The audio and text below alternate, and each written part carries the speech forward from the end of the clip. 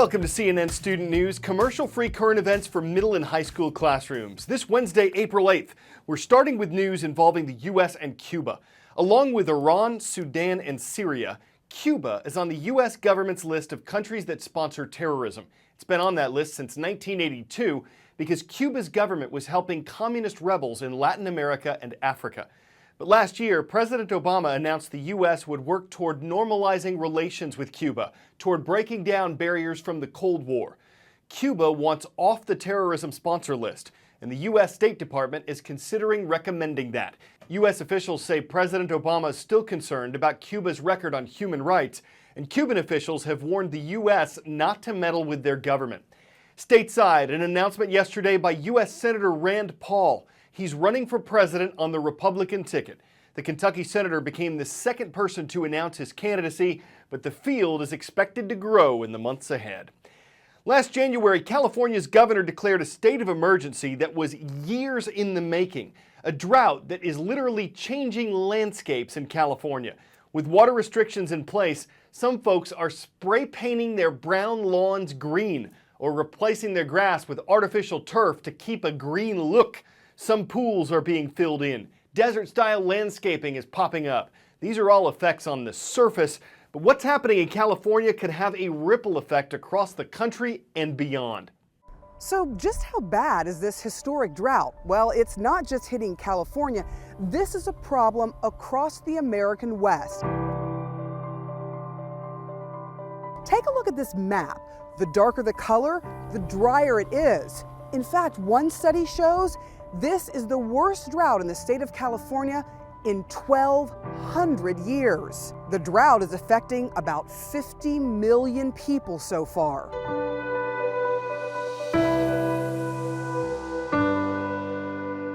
Without the snowmelt, the drought is going to persist. So far, we're in our 4th year of drought, and scientists say we need about 11 trillion gallons of rainwater to get us out of this crisis. So just how much water is that? Well, CNN calculated you'd have to have enough water to fill the Dallas Cowboys Stadium 14,000 times. So what are we going to do about it? We're going to basically have to change our behavior. One example, changing over from water-thirsty grass lawns to something like this, drought-resistant, zero-scape landscapes. The government wants to change over 50 million square feet of California lawns, and they're paying homeowners to do it. And then there's California's biggest water user, the agricultural industry. The Central Valley is known as the salad bowl of the world, providing more than 50% of America's produce and 80% of the world's almonds. The federal government allocates water to California farms, and their allotment has been cut to zero because of the drought. But the state has been criticized for not making major cuts to agriculture. However, farmers are already hurting, some of them having to let major crops die and hundreds of thousands of acres of land go unused. If you live on the other side of the country, you may not notice anything, at least immediately, but eventually food prices will go up as California's water resources drop. The aviators, the ganders, and the scorpions. These are the mascots of today's roll call. Alphonsa W. Davis Middle School is in Omaha, Nebraska. It's where the aviators are taking flight over the Cornhusker State.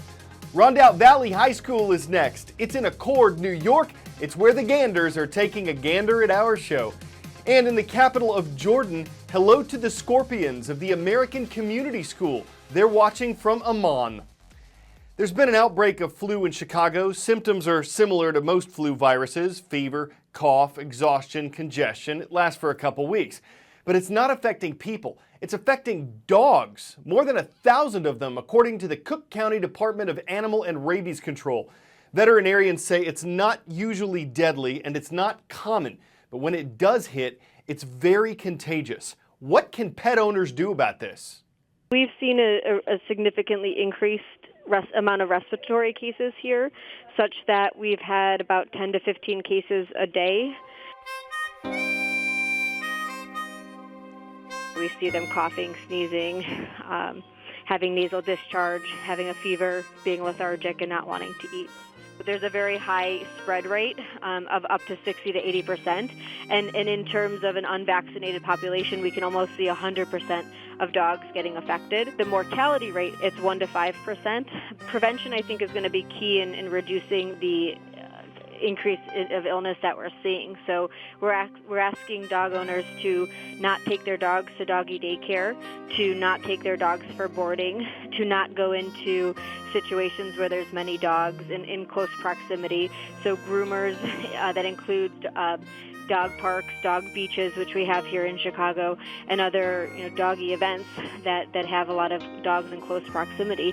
We had an outbreak in Chicago in 2008, and from what they described, this was nowhere near as serious. I kind of think, is this going to be the week we're going to see less cases? Is this going to be the week? I think only time is going to tell. Time for the shout out. Between what two countries would you find the channel? You know what to do. Is it China and India, Sweden and Denmark, Chile and Argentina, or Britain and France? You've got 3 seconds. Go. The Channel Tunnel, also known as the Channel, connects Britain and France. That's your answer, and that's your shout out.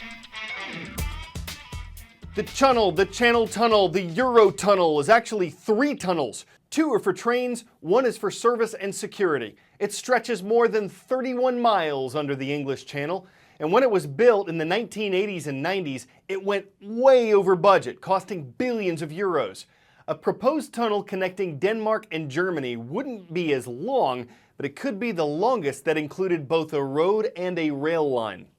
A new underwater tunnel could help travelers going from Copenhagen, Denmark to Hamburg, Germany cut their travel time by about 2 hours.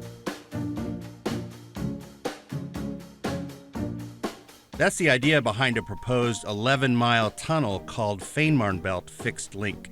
Builders say it would be the world's longest combination road and rail tunnel. According to its website, the tunnel would cut crossing time across the Baltic Sea from a 45-minute ferry ride to only 7 to 10 minutes in a car or a train. Here's how they plan to build it. Concrete sections of the tunnel will be built on land, then floated out to sea. A trench will be dug on the ocean floor, about 100 feet down. The concrete sections will be dropped into the trench, followed by other sections until the tunnel is complete. Finally, the sections will be buried. If built, this tunnel would be about 1/3 as long as the Channel Rail Tunnel, which connects England and France. Estimated price tag, $10 billion.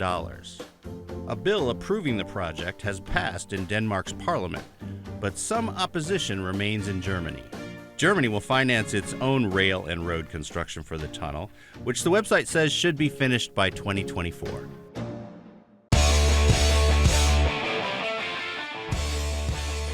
Some designers in San Francisco recently wanted to spruce up the walls of their office, so they grabbed about 8,000 Post-it notes and got to work.